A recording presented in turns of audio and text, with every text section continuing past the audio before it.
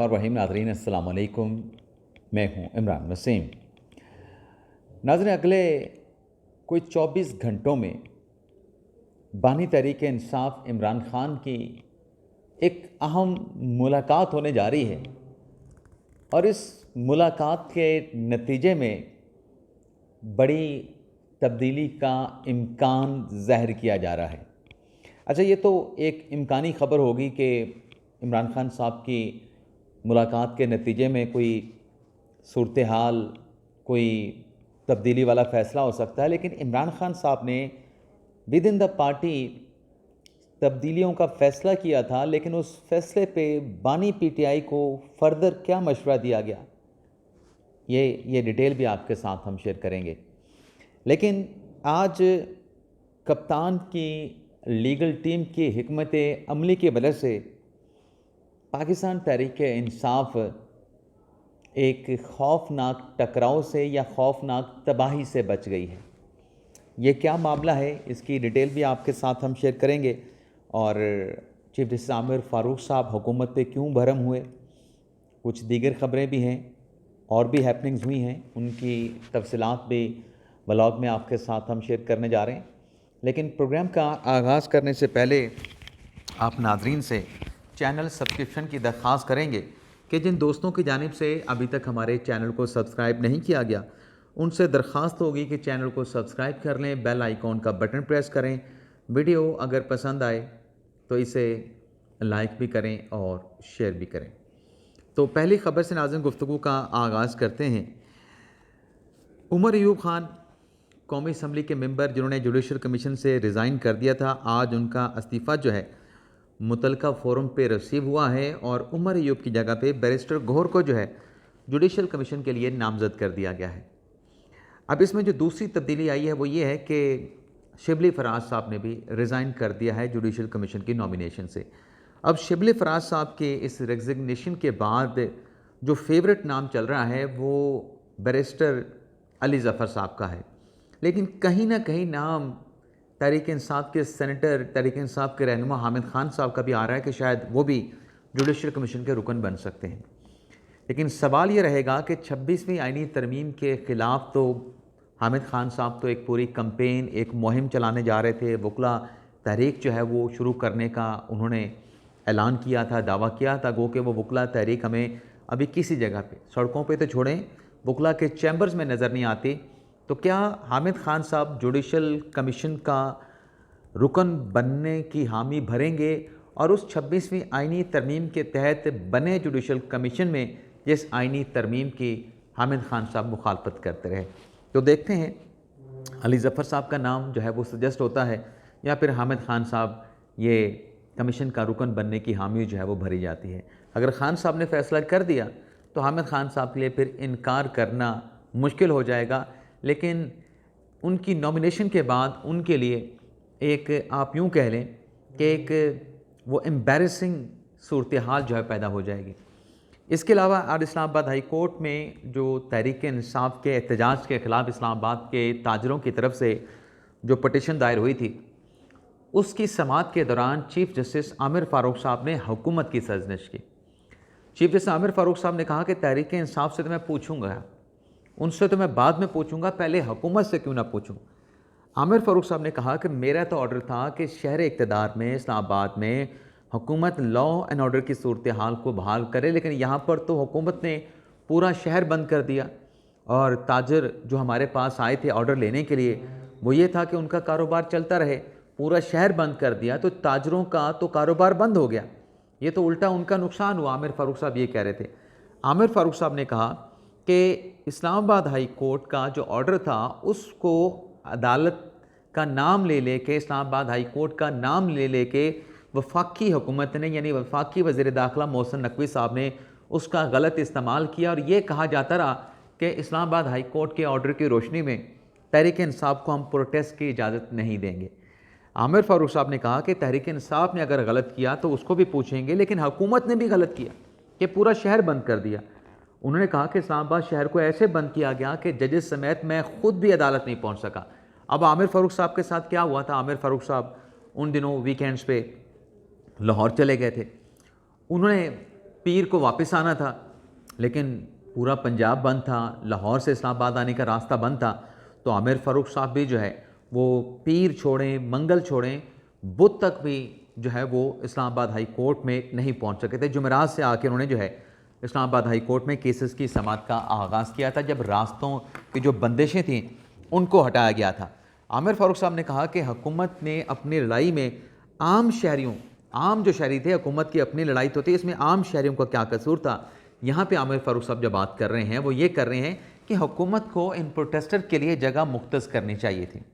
चलें, पीटीआई नहीं मान रही थी संजानी के मकाम पे, लेकिन एटलीस्ट शायद अदालत ये समझती है कि हुकूमत को जो है मुजाहिरीन के साथ ख़ुद को इंगेज करना चाहिए था। मुज़ाकरात का जो सिलसिला मुनक़ता हुआ था वो सिलसिला मुनक़ता नहीं होना चाहिए था। तो अदालत ने इस केस की समाअत को आइंदा हफ्ते तक मुलतवी किया है। वजारत दाखिला से रिपोर्ट तलब की है कि आप बताएं कि आपने शहर को क्यों बंद किया, आपने शहर में रुकावटें क्यों लगाईं। लॉ एंड ऑर्डर की सूरत हाल को आपने मेंटेन करना था, लेकिन आपने तो पूरा का पूरा इस्लामाबाद लॉकडाउन कर दिया। तो इस पर वजारत दाखिला और दीगर फ्रीकैन से रिपोर्ट तलब करते हुए कल तक इस केस की समाअत को मुलतवी कर दिया गया है। इसके अलावा इस्लामाबाद हाई कोर्ट से दो खबरें सिर्फ वन लाइनर में आपके साथ हम शेयर करेंगे। एक तो सलमान अकरम राजा साहब ने जो मुकदमात की डिटेल के लिए इस्लामाबाद हाई कोर्ट से रजू किया था, तो 18 मुकदमात की डिटेल आज हाई कोर्ट में जमा करवाई गई है और इन 18 मुकदमात में चीफ जस्टिस आमिर फ़ारूक साहब ने सलमान अकरम राजा साहब की हिफाजती ज़मानतें एक्सेप्ट करके उन्हें मुतलका फ़ोरम पर रजू करने का कह दिया है। अली अमीन गंडापुर ने डी चौक के हवाले से दर्ज किए गए उनके खिलाफ जो मुकदमा था, आज इस्लामाबाद हाई कोर्ट में हाजी अजमल खान की वसादत से इस्लामाबाद हाई कोर्ट से डी चौक मुकदमे के खिलाफ जो है वो रजू कर लिया है। अब आ जाते हैं नाज़रीन इमरान खान साहब की अहम मुलाकात, और फिर उस अहम मुलाकात से क्यों तहरीक इंसाफ या किसी जगह पर जो है वो बड़ी तब्दीली का जो है वो इम्कान है। नाज़रीन, आज 4 दिसंबर है और कल 5 दिसंबर है, और एज़ पर पीटीआई की लीगल टीम की कमिटमेंट के मुताबिक बुशरा बीबी साहबा कल इमरान खान साहब के साथ मुलाकात करेंगी। अब आप सवाल पूछ सकते हैं कि बुशरा बीबी तो पहले भी इमरान खान साहब के साथ अडयाला जेल में मुलाकातें करती रहीं, उनके साथ कैद भी थीं। इस मुलाकात से क्या फ़र्क पड़ने वाला है, या इस मुलाकात से क्या ख़बर मैं निकाल के आपके सामने रखने जा रहा हूँ। तो नाज़रीन, बात यह है कि जो 24 नवंबर का डी चौक पर पहुँचने वाला जो प्रोटेस्ट था, उस प्रोटेस्ट के वाइप आउट होने के बाद, मैं चले नाकामी नहीं कहता, ये बुशरा बीबी साहबा की इमरान खान के साथ पहली मुलाकात होगी। और ये मुलाकात पेशावर हाई कोर्ट से जो प्रोटेक्टिव बेल बुशरा बीबी साहबा ने हासिल की है, उसके बाद अब कई समातों के बाद, बल्कि 24 नवंबर से पहले भी वो अडयाला जेल अपने केसेस की समाअत के सिलसिले में नहीं आ रही थी, तो 24 नवंबर के बाद तो उन पर मज़ीद मुकदमात का इंदराज हुआ, तो उन्हें पेशावर हाई कोर्ट से ज़मानत हासिल करना पड़ी। अब ये जो कल मुलाकात होनी है, जैसे मैंने कहा कि एज़ पर कमिटमेंट, क्योंकि इमरान खान साहब और बुशरा बीबी साहबा की लीगल टीम ने अदालत को ये यकीन दहानी कराई है, चाहे वो अदालत 190 मिलियन पाउंड वाली है, अकाउंटेबिलिटी कोर्ट है, चाहे वो तोशाखाना 2 केस की समाअत करने वाली अदालत है, वहाँ पे यकीन दहानी ये है कि 5 दिसंबर को बुशरा बीबी साहबा इस अदालत के रूबरू पेश हो जाएंगी। अब बुशरा बीबी साहबा के अरेस्ट वारंट भी हैं, वो अपनी जगह पे इंटैक्ट हैं। बुशरा बीबी साहबा के जो जामन हैं उनके भी शोकास नोटिस जो है वो अदालत ने निकाल रखे हैं। लेकिन इस मुलाकात को जो कल बुशरा बीबी साहबा इमरान खान साहब के साथ करेंगी विद इन द पार्टी, मैं outside the party, out party से बाहर की बात नहीं कर रहा, विद इन द पार्टी बड़ी सवालिया और बड़ी तजस्सुस वाली नज़रों के साथ देखा जा रहा है। अब आप पूछेंगे भी क्यों नज़रों से देखा जा रहा है, क्योंकि बुशरा बीबी साहबा का किरदार तो सियासी नहीं था, लेकिन बुशरा बीबी साहबा ने पेशावर से इस काफ़िले को लीड किया, और जब खान साहब को बताया गया तो खान साहब ने कहा कि ठीक है, बुशरा बीबी साहबा का फ़ैसला है, वो आना चाहती हैं तो उनको आने दें। लेकिन बुशरा बीबी साहबा ने उस काफ़िले की क़यादत संभाल ली, और जैसे बुशरा बीबी साहबा ज़िद करके अपनी बात पे अड़ के या डट के डी चौक पे पहुंची, इमरान खान साहब को बुशरा बीबी साहबा की ये बात, ये जो उनका फ़ैसला था कि डी चौक पे जाना है, खान साहब ने इसको खूब सराहा है। जो उनकी पार्टी कि लोगों, रहनुमाओं, वकला और अपनी हमशीरगान के साथ जो मुलाकात है। वैसे तो इमरान खान साहब ये कहते हैं कि अब ख़वातीन की लड़ाई में कि मैं क्या पढ़ूँ, इसमें क्या मैं कर सकता हूँ, क्योंकि बुशरा बीबी साहबा और इमरान खान साहब की हमशीरगान भी एक दूसरे के आमने सामने हैं गैर महसूस तरीके से। वो सारी डिटेल में आपको कई व्लॉग में उसके ऊपर हम बात कर चुके हैं। लेकिन ये जो मुलाकात है इसके ऊपर इसलिए फोकस है, जो मैंने थंबनेल पे लिखा कि बुशरा बीबी साहबा की मुलाकात पे नज़रें टिक गईं, जो उस एहतजाज की नाकामी के बाद सियासी कमेटी का जो इजलास हुआ और सियासी कमेटी के इजलास में जिस बरहमी का, जिस गुस्से का बुशरा बीबी साहबा ने इजहार किया और फिर उस पर जो पीटीआई के अरकान की जानिब से रिस्पॉन्ड किया गया बुशरा बीबी साहबा को कि आप पार्टी का हिस्सा नहीं, ये इस किस्म की लैंग्वेज आप हमारे ख़िलाफ़ नहीं इस्तेमाल कर सकते, आपको ऐसी ज़ुबान, ऐसे अल्फाज इस्तेमाल नहीं करने चाहिए, हम इमरान खान के साथ खड़े हैं, इमरान खान साहब को जवाबदेह हैं, लेकिन आप एटलीस्ट बुशरा बीबी साहबा इमरान खान साहब की अहलिया हैं, ऐसे अल्फाज का इस्तेमाल ना करें। तो ये जो पूरी कहानी है बुशरा बीबी साहबा को आगे से रिस्पॉन्स करने की, तो वो जितने भी रिस्पॉन्स करने वाले हैं उस सियासी कमेटी में बुशरा बीबी साहबा की जानिब से जो सख्त बातें की गई, बल्कि इंतहाई सख्त बातें की गई, वो भी फोकस किए हुए हैं इस मुलाकात को, और जो पार्टी के बाकी लोग हैं वो भी फोकस किए हुए हैं, इस नुक्ते पे किए गए हैं और ये सोच रहे हैं कि अगर बुशरा बीबी साहबा ने वहाँ पे जाके कोई हौका भर दिया, हौका वो रोने के अंदाज में कोई हिचकी ले ली, तो फिर खैर नहीं है। फिर बहुत बड़ी तब्दीली के 4, 5, 6 लोगों को तब्दील करने के इमरान खान साहब जो हैं अहकामात जारी कर सकते हैं। कोई तब्दीली within the party Bushra Bibi Sahiba की कंप्लेंट करने पे और आह भरने पे वो तब्दीली हो सकती है। तो ये एक तो इस मामले को ऐसे देखा जा रहा है। लेकिन ये भी आपको बताते जाएं कि इस एहतजाज की नाकामी के बाद इमरान खान साहब ने कुछ विद इन द पार्टी तब्दीलियों के ऊपर गौर ख़ौज़ किया था, लेकिन इमरान खान साहब को उनके पार्टी के एक अहम रहनुमा, जो कभी कहते हैं कि मैं पार्टी में हूँ, कभी कहता हूँ पार्टी में नहीं हूँ, कभी कहते हैं, वैसे वो वकील भी हैं और सियासतदान भी हैं, अब वो इनकार कभी करते हैं कभी इकरार करते हैं तहरीक इंसाफ का हिस्सा होने पे। तो उन्होंने इमरान खान साहब को बताया कि इस मौके पे जब हम पहले ही दबाव के नीचे हैं और हमें अपने एहतजाज की नाकामी की सूरत में कतई नज़र इस बात के कि एहतजाज क्यों नाकाम हुआ, उसकी वजह क्या बनी, हमें अगर इस मौके पे इस एहतजाज की नाकामी के जो मकासद थे हासिल नहीं कर पाए, अगर इमरान खान साहब आपने विद इन द पार्टी तब्दीलियाँ की तो इसका तासुर अच्छा नहीं जाएगा।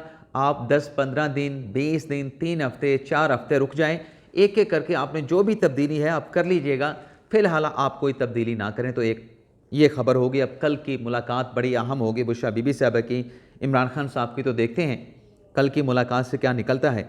लेकिन इसके अलावा नाज़रीन, जो मखसूस नशिस्तों का मामला था जो कि आज सुप्रीम कोर्ट के आईनी बेंच के सामने समाअत के लिए मुकर्रर था, इस केस में आज इमरान खान साहब की लीगल टीम ने बड़ा अच्छा खेला है। हुआ ये है कि जो बैरिस्टर गौर साहब की दरख्वास्त थी मखसूस नशिस्तों के फ़ैसले के हवाले से, या इलेक्शन एक्ट में जो तरमीम की गई थी जिसमें हुकूमत ने एक नई कानून साजी ये की कि एक मरतबा आज़ाद अरकान किसी सियासी जमात में चले जाएं, वो दोबारा उस सियासी जमात को छोड़ नहीं सकते, उससे निकल नहीं सकते।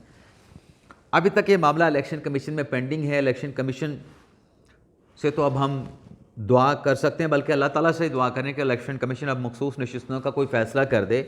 8 जनवरी 2024 का इलेक्शन हो चुके हैं, आज हम दिसंबर में आ चुके हैं, 10 माह गुजर चुके हैं। सेनेट के हवाले से जितनी भी सेनेट की नशिस्तें हैं और जो मखसूस नशिस्तें KPK और बाकी असम्बलियों में खाली पड़ी हैं, उनका फ़ैसला कर दे इलेक्शन कमीशन। कितना इंतज़ार करवाएगा? आपके पास इलेक्शन एक्ट भी तरमीम शुदा मौजूद है, आपके पास सुप्रीम कोर्ट का मखसूस नशिस्तों का फ़ैसला भी मौजूद है। कर दें जो भी आपने फ़ैसला करना है, बेशक पाकिस्तान तहरीक इंसाफ को नशिस्तें दे दें, बेशक आपने जो फ़ैसला करना है वो कर लें, लेकिन एटलीस्ट फ़ैसला तो दें। कब तक रख के बैठे रहेंगे? वो चलें बैंक में आप पैसे रख देते हैं, आपको थोड़े या ज़्यादा उसका मार्कअप, उसका कोई प्रॉफिट मिल जाता है। इस मामले के ऊपर न जाने इलेक्शन कमीशन किस बात की ताख़ीर, या इलेक्शन कमीशन को न जाने कौन सा प्रॉफिट मिल रहा है। तो देखते हैं कब तक इलेक्शन कमीशन फ़ैसला करता है। लेकिन ये जो कानून साजी थी इलेक्शन एक्ट में, जो तरमीम थी, इसे बैरिस्टर गौहर और आबिद ज़ुबैरी साहब सुप्रीम कोर्ट बार ने चैलेंज किया था, लेकिन इन दरख्वास्तों के ऊपर स्टार ऑफिस ने कुछ एतराज़ात लगाए थे। आज जब जस्टिस अमीनुद्दीन खान साहब की सरबराही में 6 रुकनी बेंच ने इन दरख्वास्तों पर अदालती कार्रवाई का आगाज़ किया, तो आप जानना चाहेंगे कि तहरीक इंसाफ की हिकमत अमली क्या थी। यानी अगर वो एतराज़ात दुरुस्त करार पाते तो दरख्वास्तें खारिज हो जाती, इसका मतलब है जो लेजिस्लेशन है वो वैलिड करार पाती। दूसरी सूरत में अगर एतराज़ात ख़त्म हो जाते और आइनी बेंच इन दरख्वास्तों के ऊपर नोटिस कर देता तो इसका मतलब ये होता कि आइनी बेंच ने कानून के ख़िलाफ़ दायर की गई दरख्वास्तों को समाअत के लिए एक्सेप्ट कर लिया, फ्री कैन को नोटिस जारी कर दिए। लेकिन इन दोनों सिचुएशन से बचने के लिए इमरान खान साहब की लीगल टीम ने आज ये कार्ड खेला है। उनका प्लान जो कि आज वर्क किया है वो ये था कि अदालत में कहा कि हम अपनी पटिशन्स वापस लेना चाहते हैं, और उसकी वजह उन्होंने ये बयान की कि जो हमारी दरख्वास्तों के ऊपर स्टार ऑफिस के एतराज़ात हैं, हम उन एतराज़ात को एक्सेप्ट करते हैं। हम दोबारा से नई दरख्वास्तें इलेक्शन एक्ट में मखसूस नशिस्तों के हवाले से की गई तरमीम के ख़िलाफ़ नई दरख्वास्त दायर करेंगे। अच्छा, अदालत की तरफ से पूछा गया कि आप दोबारा क्यों दायर करना चाहते हैं, तो इस पर सलमान अकमल साहब ने कहा कि दोबारा दरख्वास्त हम इसलिए दायर करना चाहते हैं, और ये जो जवाब था दरअसल नालायकी का एतराफ़ भी था, लेकिन दरअसल नालायकी की आड़ में एक चालाक या एक क्लेवर प्लानिंग करके एक मुश्किल सूरत हाल से इमरान खान साहब की लीगल टीम ने पार्टी को बचाया है। सलमान अकमल साहब ने जवाब ये दिया कि वो हमने जो दरख्वास्तें दायर की थी, अदालत को वह जवाब दे रहे हैं, वो हमने इस कानून के ख़िलाफ़ तब दायर की थी जब सदर की तरफ से इस कानून पे सिग्नेचर नहीं किए गए थे। अब उन्होंने कहा कि चूँकि कानून के ऊपर इलेक्शन एक्ट में की गई तरमीम के ऊपर सदर पाकिस्तान के दस्तखत हो चुके हैं और ये बाज़ाब्ता तौर पे कानून बन चुका है, तो अब हम नई दरख्वास्त जो है वो दायर करेंगे, क्योंकि अब गज़ट नोटिफिकेशन भी हो चुका है। इस पर जस्टिस मंदू खेल साहब ने कहा कि ये तो तब्दीली आप पहले भी कर सकते थे, आप ये नई दरख्वास्त नई गज़ट नोटिफिकेशन के ऊपर पहले भी दायर कर सकते थे जब आपकी दरख्वास्त के ऊपर एतराज़ात लगे थे। तो इस पर फिर सलमान अकमल साहब ने कहा कि इस अदालत से हम सीखते हैं, तो अब हम ये जो है वो इसी बात पे चलते हुए अब नई दरख्वास्त दायर करेंगे। वैसे मुझे लगता है कि ये दरख्वास्त इसलिए वापस ली गई कि अगर अदालत इन दरख्वास्तों के ऊपर एतराज़ात को बरकरार रखती है या फिर हेयरिंग का नोटिस जारी करके समाअत करने के बाद जो लेजिस्लेशन है उसको अदालत अगर दुरुस्त करार दे देती है, तो जो पाकिस्तान तहरीक इंसाफ का मखसूस नशिस्तों का जो स्टांस है, जो मुकदमा है, जो सुप्रीम कोर्ट के फैसले का कहा जाता है कि उससे पाकिस्तान तहरीक इंसाफ को मखसूस नशिस्तें मिलनी हैं, उस स्टांस को बहुत बड़ा धचका लगता। तो इसलिए आज ये दरख्वास्तें वापस ले ली गई हैं और नई दोबारा से दायर किए जाने का अदालत में बताया गया है। लेकिन मुझे नहीं लगता कि फौरी तौर पे ये वापस ली गई दरख्वास्तें दोबारा सुप्रीम कोर्ट में दायर की जाएंगी, फौरी तौर पे नहीं दायर की जाएंगी, मुझे ऐसा लगता है। तो ये था नाज़रीन आज का हमारा व्लॉग। आपसे इजाज़त चाहते हैं। अल्लाह ताला हम सब का हामी नासिर हो। अपनी दुआ में याद रखिएगा। अल्लाह हाफ़िज़।